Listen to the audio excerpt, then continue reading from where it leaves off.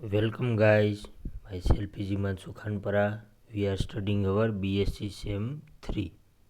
So we now studied in above lecture about the oscillators, right?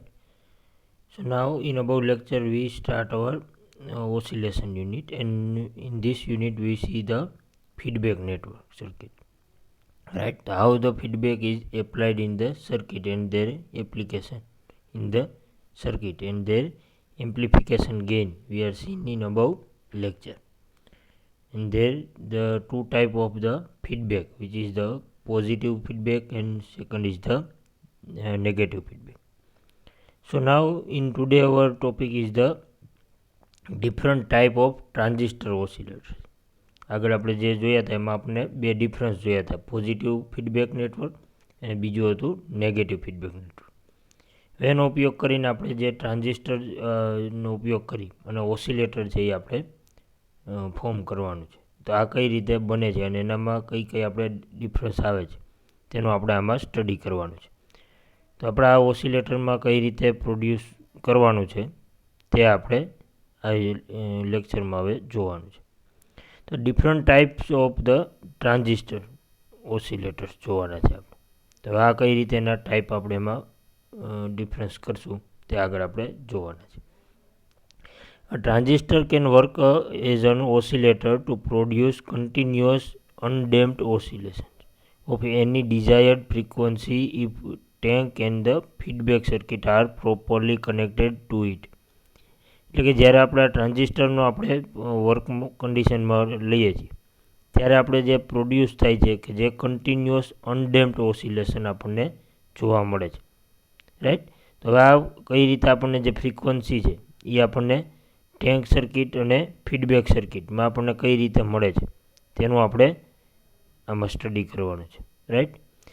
All oscillators under different name having similar function like they produce continuous damped output. એના જે આપણને continuous જે frequency આપણને produce થાય છે તેમાં આપણને એના અલગ અલગ નામ આપણે એમાં આપણે પાડેલા છે. તો આ નામમાં આપણે શું શું એમાં ડિફરન્સ છે તે આપણે જોવાનું છે. The major difference between the oscillator lies in the method by which energy is supplied to the tank circuit to meet the losses. એટલે કે જે આપણને મેજર ડિફરન્સ આમાં જોવા મળશે ઓસિલેટર્સમાં, તેમાં શું છે એની મેથડ કઈ રીતની છે કે જે એનર્જી આપણે પ્રોડ્યુસ થાય છે એમાં ટેન્ક સર્કિટ એમાં કઈ રીતે આપણે યુઝ કરેલી છે અને એમાં કેટલો આપણને લોસ જોવા મળે છે, કયા ટાઈપનું આપણે એમાં સિગ્નલ પ્રોડ્યુસ કરી શકાય છે. એના આધારે આપણે ડિફરન્ટ ટાઈપ્સ ઓફમાં એનું વર્ગીકરણ કરવામાં આવ્યું છે. આમાં મુખ્ય આપણે જો જોવામાં આવે તો આપણને બે ટાઈપના ઓસિલેટર જોવા મળે છે. પહેલા છે આરસી ઓસિલેટર અને બીજા છે એલસી ઓસિલેટર. આ બે આપણે સર્કિટનો યુઝ કરીને બધા ઓસિલેટર છે એ ફોર્મ કરવામાં આવે છે અને એની સર્કિટની ડિઝાઇન એ રીતની અલગ અલગ કરવામાં આવી છે. તો આપણે ફર્સ્ટ જોઈએ તો આપણે આરસી ઓસિલેટર્સ. પાછા બે પેટા પ્રકાર છે કે એમાં આપણને એક ફેઝ શિફ્ટ ઓસિલેટર આવશે અને બીજું આવશે વિન બ્રિજ ઓસિલેટર. જે આગળ આપણે વિન બ્રિજ વિશેનો આપણે સ્ટડી કર્યો હતો એના આધારે એનો યુઝ કરીને આપણે એના ઉપર ઓસિલેટર બનાવવાનું છે એ છે. અને પછી છે આપણે એલસી ઓસિલેટર, જેમાં આપણે એલ અને સીનો કોમ્બિનેશન લઈ અને આપણે એમાં ઓસિલેટર બનાવવાનું છે. તેમાં આપણે હાર્ટલી ઓસિલેટર એક આવશે અને કુલપિત ઓસિલેટર આવશે. આ બે એના પ્રકાર પડશે. તો આગળ હવે આપણે જોવાનું છે આરસી ઓસિલેટર કે એમાં કઈ રીતે એનું ફોર્મેશન છે અને એમાં કઈ રીતની આપણે સર્કિટ છે એ પ્રોડ્યુસ થાય છે. તો આપણે પહેલાં આપણે જોશું ફેઝ શિફ્ટ ઓસિલેટર, રાઈટ, અને પછી જોશું આપણે વિન બ્રિજ ઓસિલેટર. એની પહેલાં આપણે જોઈ લઈએ કે આ આરસી ઓસિલેટર છે એ કઈ રીતે પ્રોડ્યુસ થાય છે અને એના ફોર્મેશનમાં કઈ રીતની આપણે સર્કિટનો એમાં યુઝ થાય છે, રાઈટ. તો આપણે આમાં RC oscillator means a single stage common emitter amplifier not only amplifies the input signal but the also shift in the phase by 180. એટલે કે જે આગળ આપણે એમ્પ્લીફાયરની વાત કરી હતી આ એમ્પ્લીફાયરમાં આપણને જે ઇનપુટ સિગ્નલ આપેલું છે તેમાં એ કોમન એમિટર એમ્પ્લીફાયરનો જો આપણે યુઝ કરતા હોય તો એ શું કામ કરે તો કે સિગ્નલને મેગ્નિફાય કરશે. તો આમાં જે મેગ્નિફાય કરે છે એમાં આપણને જે સિગ્નલ મળે છે આઉટપુટમાં એ 180 એનો ફેઝ છે એ ચેન્જ થયેલો જોવા મળશે, શિફ્ટ થયેલો હોય, રાઈટ. પહેલાંમાં જે આપણે એમ્પ્લીફાયરમાં જે જોયું હતું એમાં પણ આપણને એ રીતે જોવા મળ્યું હતું. તો આપણને જે એમ્પ્લીફાયર સર્કિટ છે એમાં આપણને ફેઝ છે એ ચેન્જ થાય છે. તો એ કેટલો થાય છે તો કે 180. આ ખાસ ડિફરન્સ યાદ રાખવાનો છે. But the producing oscillation phase shift must be 360, right. તો ઓસિલેટર્સમાં આપણને જે ફેઝ શિફ્ટ જોવા મળે છે એ આપણને કેટલું મળે છે? 360નું જોવા મળે છે. ને એમાં આપણને પોઝિટિવ ફીડબેક એમાં યુઝ થાય છે. આપણે આગળ જોયું હતું 2 ટાઈપના ફીડબેક આવે, એક પોઝિટિવ ફીડબેક અને બીજું છે એ નેગેટિવ ફીડબેક. તો આપણે એમાં પોઝિટિવ ફીડબેકનો છે એમાં યુઝ થાય છે. Therefore, single stage common emitter amplifier produce 180 phase shift, and the feedback network also produce 180 phase shift, and thus the total 360 phase shift occur in phase with input signal. એટલે કે આપણને જે 180નું જે phase shift છે એ આપણને feedback નેટવર્કના કારણે મળશે, અને 180નું જે આપણને બીજું ફીડબેક છે એ આપણને જે આ એમ્પ્લીફાયર સર્કિટ છે એના કારણે મળશે. એટલે આપણે ટોટલ કેટલું થાય? 180 અને 180. એક આપણે એમ્પ્લીફાયર સર્કિટનું 180 ફેઝ શિફ્ટ છે અને બીજું છે એ ફીડબેક સર્કિટનું 180. એટલે આપણે ટોટલ ઓવરઓલ આપણે જોવા જઈએ તો આપણે જે પાછું ઇનપુટમાં જે સિગ્નલ આવે છે એ કેટલું ફેઝ શિફ્ટ હશે તો કે એમાં 360નું આપણને તેનું ફેઝ શિફ્ટ જોવા મળશે, રાઈટ. આગળ જે આપણે ફીડબેક નેટવર્ક સર્કિટમાં જોયું હતું કે આપણને કઈ રીતે એમાં ફેઝ શિફ્ટ જોવા મળે છે, તો તેનો સ્ટડી આપણે આમાં જોયો. This small portion of the signal is feedback to a input, then continuous oscillation are generated. એટલે જે આપણને એમાં એકવાર આપણે સિગ્નલ જનરેટ થયા પછી એ કન્ટિન્યુઅસ સિગ્નલ જનરેટ થશે. In free running oscillators we not provide any external signal at the input, but when the supply is switched on due to the change in the current in circuit component like capacitor and inductors.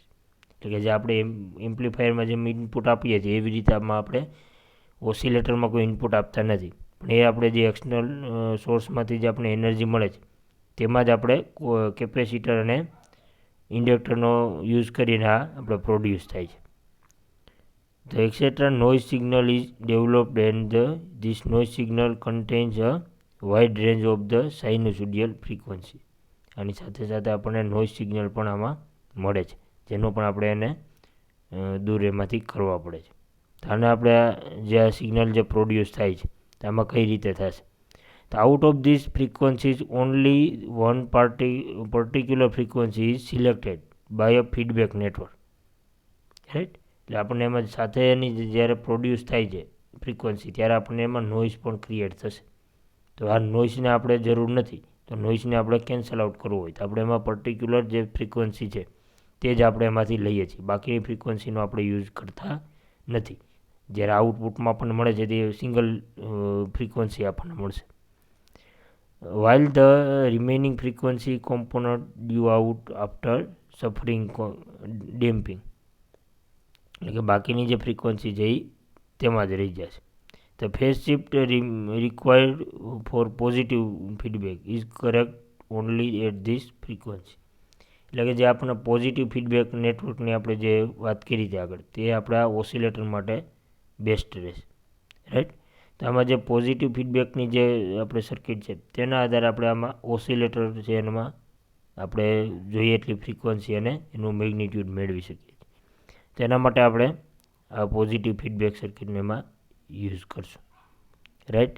તો હવે આગળ આપણે જોઈએ તો આપણને જે આ frequency મળે છે તે કઈ રીતે મળે છે તેનું આપણે જોવાનું છે. તેના માટે આપણે પહેલું જ ઓસિલેટર આવશે એ ફેઝ શિફ્ટ ઓસિલેટર છે કે જે આપણને એમાં કઈ રીતે એમાં જોવા મળે છે આપણે ફ્રીક્વન્સી આઉટપુટ તે આપણે એમાં જોવાનું છે.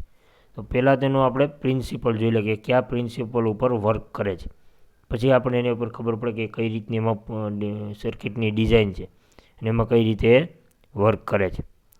This network consist R and C. આપણે બે આપણે ટાઈપના એમાં નેટવર્ક જોવા મળે છે કોમ્પોનન્ટ, એક તો આર છે અને બીજું છે C. phase difference is observed between the voltage produced across R and C, and phase difference depends upon the value of R and C. એટલે કે જે આપણે વોલ્ટેજ આપણે જે એપ્લાય કરીએ છીએ તે આપણને રજિસ્ટર અને કેપેસિટર વચ્ચે એમાં જે ઓબ્ઝર્વ થાય છે તેના કારણે આપણને જે ડિફરન્સ મળે છે તેમાં આપણને બે ડિફરન્સ મળે છે. એક તો ફેઝ શિફ્ટ ડિફરન્સ મળે છે, ફેઝ ડિફરન્સ જેને કહેવાય, અને બીજું છે એ આપણે વોલ્ટેજમાં ડિફરન્સ જોવા મળે. એના કારણે આપણને આ જે આઉટપુટ છે આપણને સિગ્નલ મળશે. Normally RC network produce 60 phase, એટલે કે જે આપણે નોર્મલી જનરલી જોવામાં આવે તો આરસી નેટવર્કની જે ફેઝ શિફ્ટ છે એ 60 ડિગ્રી જોવા મળશે. Therefore, to obtain 180 phase shift through the feedback network, three ideal RC selection are connected back to back with each other. The frequency of oscillation is given by. નીચે આપણે આગળનું equation આપેલું છે. આપણને એમાં આગળ જોવાનું છે કે આ ત્રણ જે બેક ટુ બેક જે ફીડબેક નેટવર્ક આપણે કનેક્ટ કરવાના છે તે આપણને કઈ રીતે એમાં મળે છે. રાઈટ. તો હવે આપણે આગળ આપણે એનું ઇક્વેશન જોવાનું છે, આ કઈ રીતે આપણને ઇક્વેશન મળે છે, એનું જે આપણે ફ્રીક્વન્સી કેટલી મળે છે અને એના માટે આપણે કયા આર અને સીની વેલ્યુ આપણે ચૂઝ કરવાની છે તેની આપણને વેલ્યુ છે આપણને આ ફ્રીક્વન્સીના ઇક્વેશન ઉપરથી મળશે, જેમાં આપણને F0 ઇક્વલ્સ ટુ 1/2π√6 RC જે છે એના ઉપરથી આપણને આ ફ્રીક્વન્સી મળશે. અને જે આપણે પર્ટિક્યુલર ફ્રીક્વન્સી જોઈએ છે તેના માટે કયો આર અને કયા સીની આપણે વેલ્યુ ચૂઝ કરવાની છે તે આપણે આના ઉપરથી ખબર પડશે. તો વેર R1, R2 and RC3 equals to R and C1, C2, C3 equals to C, એટલે કે આપણે ત્રણ એમાં જે રજિસ્ટર જોઈન્ટ કરવાના છે અને પછી ત્રણ જે કેપેસિટર જોઈન્ટ કરવાના છે, પણ આમાં આપણને ત્રણેયની વેલ્યુ હશે એ સેમ છે એમાં. તો આપણને જે ફેઝ ડિફરન્સ મળે છે આ ત્રણેય સર્કિટમાં એમાં આપણને 60 ડિગ્રીનો મળે છે. રાઈટ. તો હવે જ્યારે આરસી આપણે જે સર્કિટ જોઈન્ટ કરીએ છીએ ફીડબેક નેટવર્ક સર્કિટ, તો તેમાં આપણને 60 ડિગ્રીનો આપણે ડિફરન્સ મળે છે. તો આપણે તો 180 ડિગ્રી જોઈએ છે. તો આપણે 180 ડિગ્રીનો જો ફીડબેકમાંથી આપણને ડિફરન્સ જોતો હોય તો આપણે બીજો જે ડિફરન્સ છે એ 180નો એ આપણને એમ્પ્લીફાયરથી મળશે. તો આપણે એમ્પ્લીફાયર સર્કિટ ટ્રાન્ઝિસ્ટરવાળી જે આગળ આપણે જોઈ છે સર્કિટ તે આપણને એમ્પ્લીફાયર સર્કિટ છે. રાઈટ. આગળ જે આપણે સ્ટડી કરી ગયા છે તો આ એમ્પ્લીફાયર સર્કિટ છે. હવે આ એમ્પ્લીફાયર સર્કિટને આપણે ફીડબેક નેટવર્ક આપવું પડે, તો આને આપણને આ ત્રણ જે આપણે કોમ્પોનન્ટ લગાડ્યા છે તે આપણને ફીડબેક નેટવર્ક તરીકે કામ કરશે. તો આ ફીડબેક નેટવર્કને આપણે કઈ રીતે કનેક્ટ કરવાનું છે, તો આગળ આપણે એના ત્રણ કોમ્પોનન્ટ જોઈન્ટ કરવાના છે આર અને સીના, જેમાં આપણને પર્ટિક્યુલર એક જે કોમ્પોનન્ટ છે એ 60 ડિગ્રીનું આપણે ફેઝ શિફ્ટ આપે છે. તો એ ટોટલ આપણને 180 ડિગ્રી અને બીજું એમ્પ્લીફાયરનું જે 180 છે તે બંને મળીને આપણને 360નું આપણને ફેઝ શિફ્ટ જોવા મળશે. અને આ રીતે આપણને ઓસિલેટર જે વર્ક કરશે. રાઈટ. તો હવે આપણે આગળ જોઈએ આગળનું કન્સ્ટ્રક્શન જે સર્કિટનું છે એ કઈ રીતે આપણને જોવા મળે છે. તો આ કન્સ્ટ્રક્શનમાં આપણને મોસ્ટ ઓફ આપણને જે સર્કિટ મળે છે તે આપણને આ રીતની મળશે જે આપણને ફિગરમાં બતાવેલી છે. એમાં આગળના ત્રણ રજિસ્ટર જે ફીડબેક નેટવર્ક તરીકે વર્તશે આર એન્ડ સી, જે આગળનું આપણે ટ્રાન્ઝિસ્ટરની જે સર્કિટ છે તે આપણને એમ્પ્લીફાયર સર્કિટ તરીકે કામ કરશે. રાઈટ. તો એમાં આપણને જે નેટવર્ક મળે છે તેને આપણે ઓવરઓલ આપણે જે આખી સર્કિટ મળે છે તેને આપણે આ ફેઝ શિફ્ટ ઓસિલેટર તરીકે આપણે એને લેવાની છે. આનો આપણને સર્કિટ ડાયાગ્રામ છે ફેઝ શિફ્ટ ઓસિલેટર. રાઈટ. તો આપણે જે ઇનપુટ છે એ આપણે વીઆઈમાં આપશું વોલ્ટેજ ડિફરન્સ, જ્યારે આપણે V0 ઉપર આપણને એનું આઉટપુટ મળશે. રાઈટ. ઓકે. તો આપણે એનું કન્સ્ટ્રક્શન કઈ રીતે થાય છે એ આપણે પહેલાં જોઈ લઈએ.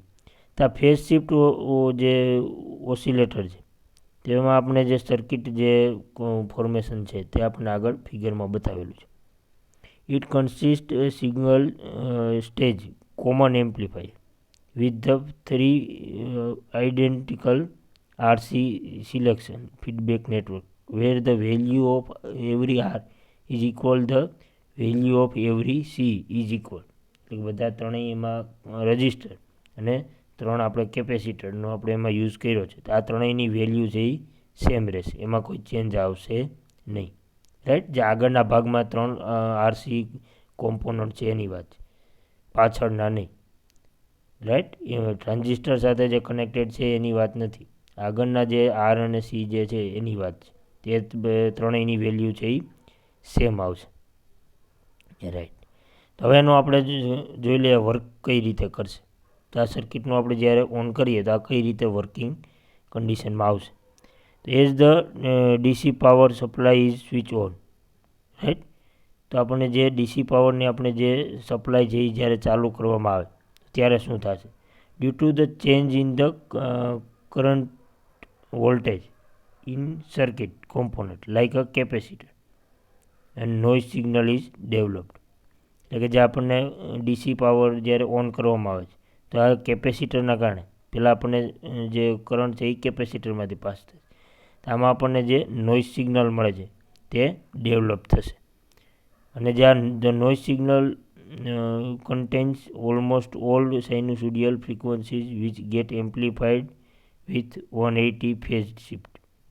રાઈટ, તો આપણને જે આ નોઇઝ સિગ્નલ મળે છે એમાં આપણને જે સાઇનુસોડિયલ ફ્રીક્વન્સી મળે છે જ્યારે એમ્પ્લિફાઈડ થશે ત્યારે એ 180નું આપણને ફેઝ શિફ્ટ મળે છે. તો output voltage V pass through the phase shift network giving a additional phase shift which is 180. એટલે જ્યાં આપણને પેલું જે ફેઝ શિફ્ટ છે એ આપણને એમ્પ્લીફાયર સર્કિટમાંથી મળશે અને બીજું છે એ ફીડબેક નેટવર્કથી મળશે, જેમાં પણ આપણને 180નું આપણે ફેઝ શિફ્ટ મળશે. તો ટોટલ આપણને કેટલું જે ફેઝ શિફ્ટ છે એ મળશે તો કે 180 પ્લસ 180, એટલે ટોટલ આપણને આવશે 360 ફેઝ શિફ્ટ મળશે. Occur at the signal passes through the amplifier and the phase shift network. Right, તો આપણને બે જે એમ્પ્લીફાયર સર્કિટ અને ફીડબેક નેટવર્ક એના કારણે બંને સાથે આપણને 180-180ના બે ફેઝ શિફ્ટ આપણને કનેક્ટ થશે અને એના કારણે આપણે 360નું આપણને ઓલ ઓવર ફેઝ શિફ્ટ જોવા મળશે. Right,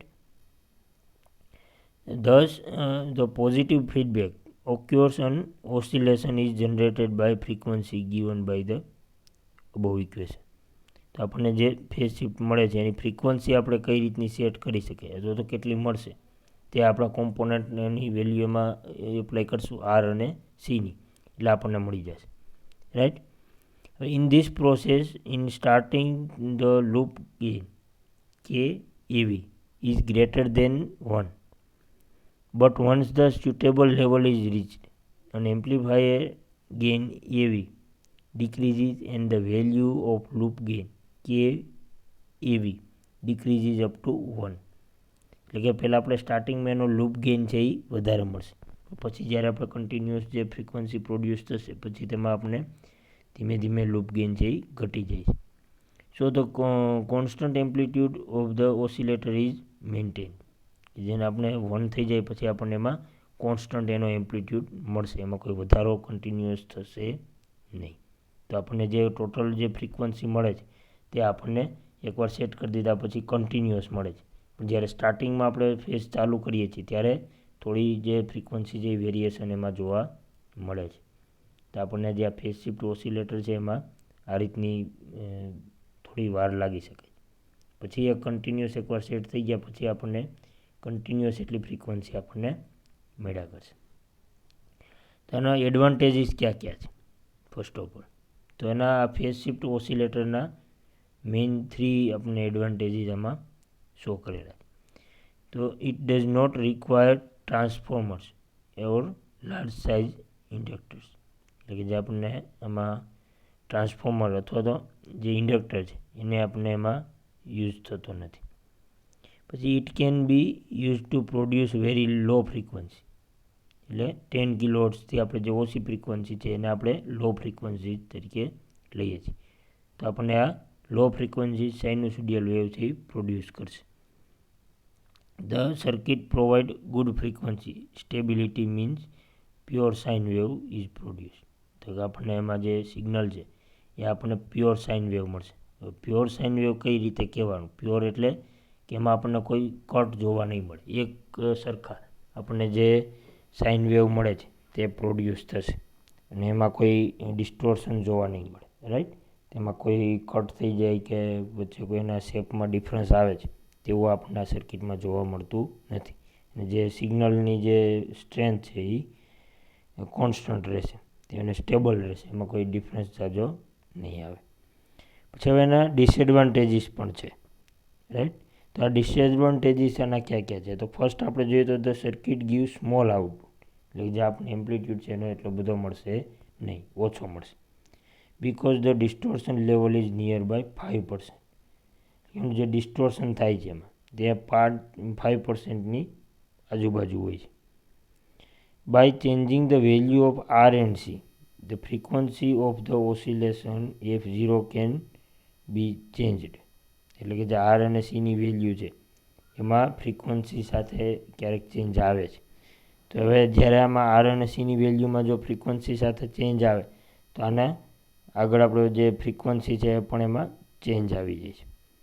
but it different to satisfy Barkhausen criterion, જે આગળ આપણે જોયું છે, રાઈટ. તો for the equal change in value of R and C, કે જેની વેલ્યુ સાથે આર એન્ડ સીની વેલ્યુ સાથે કનેક્ટેડ છે. તો આનો એક મોટો ડિસએડવાન્ટેજીસ આ છે કે જેની વેલ્યુ પર ડિપેન્ડ કરે છે. To compensate signal loss in RC network, and high gain amplifier is required and so more DC power is consumed. એટલે કે આપણને જે હાઈ પાવર જો આપણે જોતો હોય, એમ્પ્લિફિકેશન ગેઇન વધારે જોતો હોય, તેમાં આપણે પાવરની પણ એમાં જરૂરિયાત વધારે પડે છે. એટલે આપણને લાર્જ માં પાવરની કન્ઝપ્શન વધારે રહે છે. અને એમાંથી જે આરસી નેટવર્કનો જે સિગ્નલ લોસ છે તે પણ આપણને એમાં ક્યારેક જોવા મળે છે. તો આપણે આના જે આ ડિસએડવાન્ટેજીસ બતાવેલા છે જે આપણે ફેઝ શિફ્ટ ઓસિલેટરમાં મળે છે, રાઈટ. તો હવે આગળ આપણે જોઈએ તેમાં બીજો એક ઓસિલેટરનો પણ એમાં પ્રકાર હતો. એક તો ફેઝ શિફ્ટ હતું અને બીજું હતું વિન બ્રિજ ઓસિલેટર, જે એનો પણ આપણે આરસી ઓસિલેટરમાં એનો સમાવેશ થાય છે. તો હવે આપણને જે આ વિન બ્રિજ ઓસિલેટર છે એ કઈ રીતે વર્ક કરે છે તે પણ આપણે આમાં જોશું, જેનાથી આપણને ખબર પડે કે આમાં ડિફરન્સ કઈ રીતે આવે છે. સર્કિટના ફોર્મેશનમાં જો આપણે ચેન્જ કરીએ તેમાં કઈ રીતે આપણને એમાં ડિફરન્સ મળે છે તે આપણે એમાં જોઈ શકીએ છીએ. This oscillator consist of a win bridge and 2 stage of RC coupled amplifier. In due to the 2 stage of amplifier, total phase shift is 180 and 180, એટલે ટોટલ 360, રાઈટ. તો આપણને જે આમાં જે સર્કિટ છે તેમાં આપણને 2 સ્ટેજ આપણને આરસી કપલ્ડ એમ્પ્લીફાયરનો યુઝ થાય છે. પહેલાંમાં એક જ આરસી કપલ્ડ એમ્પ્લીફાયર હતું, જ્યારે આમાં 2 સ્ટેજ છે એમ્પ્લીફાયરના. So the two transistor produce a total phase shift is 360. A few part of output is feedback to the input through a feedback network. જે આપણે ફીડબેક નેટવર્ક તરીકે આમાં જે યુઝ થાય છે, પહેલાંમાં આપણે આરસી સર્કિટનો આપણે યુઝ કર્યો હતો, જ્યારે આમાં આપણે ફીડબેક તરીકે વિન બ્રિજનો આપણે એમાં યુઝ કરવાનો છે. And without producing any further phase shift, એમાં આપણે વિન બ્રિજમાં કોઈ ફેઝ શિફ્ટ જોવા મળશે નહીં. તે આગળ જોઈએ આપણે કઈ રીતે એમાં નહીં મળે. The frequency of the oscillation is given by, જે આપણે ઇક્વેશનમાં આગળ પણ હતું, આગળ એમાં શું હતું 1/2π પછી √6 RNC, રાઈટ, જે આપણને આગળ ફેઝ શિફ્ટ ઓસિલેટરમાં હતું. તો હવે આપણને આમાં જે કન્સ્ટ્રક્શન છે તેમાં આપણને કઈ રીતે મળે છે. તો વિન બ્રિજમાં આપણને જે ફ્રીક્વન્સી છે F0 = 1/√2π √R1 R2 C1 and C2, right. પહેલાંમાં બંને સેમ હતું, R1 અને R2, એને ઓલ ઓવર આપણે આર બધાની વેલ્યુ સેમ હતી, જ્યારે આમાં આપણને અલગ અલગ મળે છે. તો આપણને આમાં જોઈએ કઈ રીતે મળે છે. તો આપણે એમાં R1 R2 C1 ને C2 આમાં આપણે ઇક્વેશનમાં પહેલાં ઇક્વેશનમાં બતાવેલું. પણ જો આપણે એની વેલ્યુ સરખી લઈએ તો તો બધા R1 R2 આપણે સેમ લઈએ તો આપણને એમાં જે ફ્રીક્વન્સી મળશે તે આપણે F0 = 1/2 પાઈ RC આપણે લઈ શકાય, રાઈટ. પણ ક્યારે લઈ શકાય? જો આપણે બંને બધા સેમ હોય તો, તેમાં ડિફરન્સ પણ રાખી શકાય, રાઈટ. એવું જરૂરી નથી, પણ અમે જો સેમ હોય તો આપણને આટલી ફ્રીક્વન્સી મળશે. આ આપણે ખાસ યાદ રાખવાનું છે. હવે એનું કન્સ્ટ્રક્શન છે એ કઈ રીતે થશે? તો હવે આગળ જોઈએ તો આપણે the Wien bridge oscillator circuit consisting a Wien bridge and two stage of common emitter amplifier is shown in figure. એટલે કે આપણને જે આ ઓસિલેટર છે વિન બ્રિજનો આપણે એનો યુઝ કરવાનો છે. શેના માટે? તો કે એમાં ફીડબેક નેટવર્ક માટે. જ્યારે એમાં પહેલાંમાં આપણે આરસી નેટવર્કનો યુઝ કરેલો છે. આગળ આપણે જોયું હતું એમાં ટ્રાન્ઝિસ્ટરની આગળ આપણે આરસી નેટવર્ક 3 જોડેલા હતા, જ્યારે આમાં આપણને વિન બ્રિજ એમાં જોડેલું છે અને 2 સ્ટેજ આપણને એમ્પ્લીફાયર જોડેલું છે. ઓકે, તો હવે આપણે આ ફિગરમાં જોઈએ તો આપણને એમાં ખબર પડશે કે આપણે કઈ રીતે આનો યુઝ થાય છે. તો આપણને આમાં મેઇન આપણે જોઈએ તો આમાં 2 ટ્રાન્ઝિસ્ટરનો યુઝ થાય છે, રાઈટ. ફર્સ્ટ ઇઝ ધ જે આપણે ટ્રાન્ઝિસ્ટર યુઝ થાય છે અને એની સાથે બીજું ટ્રાન્ઝિસ્ટર જોઈન્ટ કરેલું છે, પણ વચ્ચે આપણે એમાં કેપેસિટર જોઈન્ટ કરેલ છે, રાઈટ. જે આપણે એમ્પ્લીફાયર સર્કિટમાં આપણે એમાં યુઝ કરીએ છીએ. તો આ બંને 2 સ્ટેજ એમ્પ્લીફાયર થઈ ગયું. એક જે આપણે રેગ્યુલર છે અને એની સાથે બીજું કનેક્ટ કરી દીધું છે, તો એના કારણે આપણને 2 સ્ટેજ એમ્પ્લીફાયર મળી ગયું. હવે આપણે ફીડબેક નેટવર્કની વાત આવે. ફીડબેક નેટવર્ક આપણે કેવું ચૂઝ કરવું છે? તો આપણે આરસી નેટવર્કમાં આપણને એમાં ફેઝ શિફ્ટ મળે છે, તો આપણે એમાં આરસી નેટવર્ક ચાલે નહીં, કારણ કે ઓલરેડી 360 આપણને ફેઝ શિફ્ટ મળી ગયું છે. તો આપણને જો એમાં ફેઝ શિફ્ટ ના કરવું હોય તો આપણે એમાં એક તો વિન બ્રિજનો આપણે ઉપયોગ કરી શકીએ, જેમાં આપણને કોઈ ફેઝ શિફ્ટ મળતું નથી અને તે પોઝિટિવ ફીડબેક નેટવર્ક આપે છે. તો એમાં આપણને કઈ રીતે એનો કનેક્શન છે? તો આપણે સિમ્પલી વિન બ્રિજનો આપણે યુઝ કરવાનો છે, રાઈટ. એમાં કોઈ બીજી વાત ઓલું નથી. અને એમાં આપણને જે ઇન્ડક્ટર છે એ વેરિયેબલ ઇન્ડક્ટર છે, રાઈટ. આ ખાસ યાદ રાખવાનું છે કે આ બધા જે આર અને સી એ બધા ફિક્સ છે, જ્યારે આપણને જે ઇન્ડક્ટર છે એ વેરિએશન છે. તો આપણને આના આ રીતે આપણે એનું કનેક્શન કરવામાં આવે છે. ઓકે, અને જે આપણને આઉટપુટમાં મળશે એ આપણને આ રીતનું સિગ્નલ મળશે, રાઈટ. તો હવે આપણે આગળ જોઈએ તો આ કઈ રીતનું એમાં વર્ક કરે છે. તો આમાં આગળ જોઈએ તો the DC power supply in switched on due to the change in current and voltage. Noise signal is developed at a base of transistor Q1. તો ફર્સ્ટ ઓફ ઓલ આપણને જે નોઇઝ જે ક્રિએટ થશે તે આપણને ટ્રાન્ઝિસ્ટર 1માં થશે. Due two 2 stage આપણને common emitter amplifier stage આપણને આપેલા છે, રાઈટ. તો આપણને આ જે 2 કોમન એમીટર આપણને જે આપેલા છે તેમાં એના કારણે આપણને 360 phase shift is produce in the positive feedback circuit. Now the output amplifier Q2 is given to RC bridge circuit, which select specific frequency is given by the equation. એના દ્વારા આપણને જે ફ્રીક્વન્સી છે એ કેટલી મળે છે તેની આપણે કેલ્ક્યુલેટ કરી શકીએ. The remaining frequency signal is diminished. એટલે કે જે આપણે આગળનું જે વધારાનું સિગ્નલ છે તે આપણે તેમાંથી ડિમિશ એટલે એના અલગ કરી શકીએ છીએ, રાઈટ.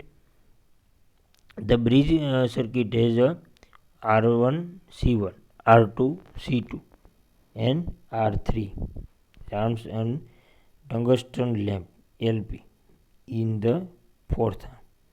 એટલે કે આપણને આટલી 4 વસ્તુનો એમાં ઉપયોગ થશે. R3 and LP are used to stabilize the amplitude of the output. એ આપણને વેરિયેબલ છે એટલે એના ઉપરથી આપણે આઉટપુટમાં જેટલું આપણને ફ્રીક્વન્સી અને એમ્પ્લિટ્યૂડ જોઈએ તે આપણે સ્ટેબલ કરી શકીએ છીએ, રાઈટ. તો here the circuit use both positive and negative feedback. તો આપણને 2 ટાઈપના છે, પણ આપણે મોસ્ટ ઓફ જે યુઝ થાય છે એ આપણે પોઝિટિવ ફીડબેક નેટવર્ક સર્કિટમાં યુઝ થશે, right. The positive feedback is through the R1 C1 and R2 C2 to the transistor Q1. એટલે જે આપણે ફર્સ્ટ ટ્રાન્ઝિસ્ટર છે તેની સાથે આપણે જે કનેક્ટેડ છે R1 C1 and R2 C2 તે આપણને પોઝિટિવ ફીડબેક સર્કિટ આપણને આપશે. જ્યારે આપણે negative feedback is the through the voltage divider to the input of transistor Q2. આગળ આપણે ટ્રાન્ઝિસ્ટર 2ની આગળ આપણને જે વોલ્ટેજ ડિવાઈડર સર્કિટ આપણને એમાં આગળ કનેક્ટ કરેલી છે, તેના કારણે આપણને જે ફીડબેક છે એ નેગેટિવ ફીડબેક આપણે એમાં કનેક્ટેડ કરેલ છે. હવે આગળ જોઈએ, the selected frequency is again amplified by transistor Q1 and Q2 and then the reproduce to RC bridge network. Right? And this process continues and output of the specific frequency defined by equation is obtained. આપણને જે આઉટપુટમાં specific જો frequency જોતી હોય તો આનો આપણે એ continuous આપણે એને પ્રોડ્યુસ કરી શકાય છે, અને એનો જે યુઝ થાય એ આરસી બ્રિજ નેટવર્કને આપણે કનેક્શનના કારણે આપણે આ કન્ટિન્યુઅસ રીપ્રોડ્યુસ કરી શકીએ. રાઈટ? આ રીતે આપણે એના જે એડવાન્ટેજ છે તે પણ આપણને એના ઘણા બધા છે. વિન બ્રિજમાં પહેલાં કરતાં વધારે એડવાન્ટેજ છે. It gives the constant output. જ્યારે આપણે ફેઝ શિફ્ટ જે ઓસિલેટર આગળ જોયું હતું તેમાં આપણને આર અને સીની વેલ્યુ ઉપર ડિપેન્ડ કરતું હતું, અને તેમાં આપણને વોલ્ટેજ ઉપર મેજર ડિફરન્સ એમાં જોવા મળે છે. જો એમાં વોલ્ટેજમાં ક્યારેય વચ્ચે ફ્લક્ચ્યુએશન આવે અથવા તો માઇનર પણ આપણને ડિફરન્સ આવે તો આપણને એમાં ફ્રીક્વન્સીમાં ઘણો બધો ડિફરન્સ આવે છે. તો એના કારણે આપણને જે કોન્સ્ટન્ટ આઉટપુટ છે એ આપણને મળી શકે નહીં, એમાં વેરિએશન થોડું થોડું રહે છે. જ્યારે આપણને આમાં છે એ કોન્સ્ટન્ટ આપણને આઉટપુટ મળે છે. તો output gain is high because of two transistors. એટલે જે આપણને આઉટપુટ એનો જે મળે છે તે આપણને પહેલાં કરતાં વધારે મળશે. એનું કારણ છે એમાં 2 સ્ટેજ એમ્પ્લીફાયર છે. પહેલાંમાં 1 સ્ટેજ એમ્પ્લીફાયર હતું, એટલે કે એમાં એના કરતાં આમાં જે એમ્પ્લિફિકેશનની જે પાવર છે તે વધી જશે. The frequency of the oscillation F0 can be easily changed by using the potentiometer. જે આપણને આગળ એલપી તરીકે આપણને આપેલું છે, જેના કારણે આપણે એનું પોટેન્શિયોમીટરની વેલ્યુ ચેન્જ કરી અને એમાં આપણે આનો જે ઓસિલેશનની ફ્રીક્વન્સી છે એ પણ આપણે એની મેનેજ કરી શકીએ છીએ. Okay, which the help to Wien bridge oscillator on 10 Hz to about 1 MHz frequency can be produced. તો જે આપણે આ વેરિએશન કરીએ અને જે આપણે સિગ્નલ પ્રોડ્યુસ કરીએ છીએ એ ક્યાં સુધીનું આપણે સિગ્નલ પ્રોડ્યુસ થઈ શકે, તો તેમાં આવશે આપણે 10 હર્ટ્ઝથી લઈ અને 1 મેગાહર્ટ્ઝ સુધીનું આપણે જે સિગ્નલ છે એ આમાં પ્રોડ્યુસ થઈ શકે છે. તો મેઇન એનો એડવાન્ટેજીસ આ પણ છે કે આપણને એની રેન્જ પણ ખૂબ વધારે મળે છે. રાઈટ? તો હર્ટ્ઝથી લઈ અને મેગાહર્ટ્ઝ સુધીની આપણે જે ફ્રીક્વન્સી છે આપણે એમાં પ્રોડ્યુસ કરી શકીએ છીએ. તો આનો મેઇન એડવાન્ટેજીસ છે. અને બીજું છે એનું કોન્સ્ટન્ટ આપણને આઉટપુટ મળે છે. પરંતુ આમાં પણ આપણને અમુક ડિસએડવાન્ટેજીસ છે, બધામાં એડવાન્ટેજીસ નથી. The circuit requires large number of components, જેમાં આપણે ટ્રાન્ઝિસ્ટર 2 યુઝ થાય છે, પછી આગળ એમાં આર અને સી કોમ્પોનન્ટનો પણ એમાં ઘણી જગ્યાએ યુઝ થાય છે, અને બીજું છે ઇન્ડક્ટર. આ બધી વસ્તુઓને એમાં ઘણા બધા કોમ્પોનન્ટનો યુઝ થાય છે. એટલે જેમ કોમ્પોનન્ટ વધારે તેમ એની કોસ્ટ વધતી જાય. રાઈટ? એટલે સર્કિટમાં એ પણ આપણે સાથે ધ્યાન રાખવું પડે કે આપણે કોસ્ટ એની કેટલી રહે છે. જે આપણે ડિવાઇસમાં જ્યારે કનેક્ટ કરવામાં આવે તો તે આપણને કોસ્ટ ઇફેક્ટિવ પણ હોવું જોઈએ. રાઈટ? તો આપણને કેટલું એમાં કોસ્ટ પડે છે તે પણ આપણે એમાં જોઈ શકીએ છીએ. તો it can be generate very high frequencies. It can not be generated very high frequency. So means કે તે આપણે વધારે જે ફ્રીક્વન્સી છે એ આપણે હાઈ ફ્રીક્વન્સી આપણને મળતી નથી. 1 મેગાહર્ટ્ઝ સુધી મળશે, પછી એનાથી આગળ એ ફ્રીક્વન્સી પ્રોડ્યુસ નહીં કરી શકે, અને એમાં કોમ્પોનન્ટની જે કોસ્ટ છે એ પણ વધારે આવે છે. રાઈટ? તો આના બે આ મેઇન ડિસએડવાન્ટેજીસ આપણે કહી શકીએ, કે જેમાં આપણને મેઇન તો જે ડિસએડવાન્ટેજીસ છે કે એની રેન્જ છે. રાઈટ? રેન્જમાં આપણને 1 મેગાહર્ટ્ઝ ફ્રીક્વન્સી જ મળશે, જ્યારે આપણે એમાં ગીગાહર્ટ્ઝનો પણ એમાં યુઝ કરવો પડે છે. ત્યાં સમયે આપણે આ જે ઓસિલેટર છે તેનો યુઝ નહીં કરી શકીએ. રાઈટ? તો તો આના માટે આપણે કયા ઓસિલેટરનો યુઝ કરવાનો છે, અને એના સિવાયના બીજા જે આપણે આરસી એક ઓસિલેટર હતું અને બીજું કયું છે એલસી ઓસિલેટર, રાઈટ. તો આ એલસી ઓસિલેટરનો આપણે જે સ્ટડી છે એ આગળ આપણે નેક્સ્ટ લેક્ચરમાં કરવાનો છે, રાઈટ. તો આપણે એમાં આપણે જોશું કે કઈ રીતે એમાં આ જે ચેન્જ છે કે આપણને જે આમાં ડિસએડવાન્ટેજીસ મળે છે તેમાં આપણે સેટિસ્ફાઈ થઈએ છીએ કે નહીં, તે આપણે આગળ એલસી ઓસિલેટરમાં આપણે જોશું કે આનું કોઈ સોલ્યુશન છે કે નહીં. તો આના મુખ્ય અમુક એડવાન્ટેજીસ છે, અમુક ડિસએડવાન્ટેજીસ છે, રાઈટ. તો આ રીતે આપણે ઓસિલેટર થ્રુ આપણે જે ફ્રીક્વન્સી છે એ પ્રોડ્યુસ કરી શકાય છે, અને આપણે જે ધારીએ એ ફ્રીક્વન્સી આપણે તેમાંથી આઉટપુટ તરીકે લઈ શકીએ છીએ, રાઈટ. અને એમાં એમ્પ્લિફિકેશન છે એમાં આપણે કરી શકીએ છીએ. તો આ રીતે આપણે ઓસિલેટર છે એમાં ફ્રીક્વન્સી પ્રોડ્યુસ થાય છે. આગળ પણ આપણે ઓસિલેટરનો સ્ટડી કરવાનો છે. આગળ આપણે 2 ઓસિલેટરનો સ્ટડી કરશું, એમાં બંનેથી એલસી ઓસિલેટર્સના ટાઈપમાં આવશે, રાઈટ. ઓકે, ચલો, થેન્ક યુ.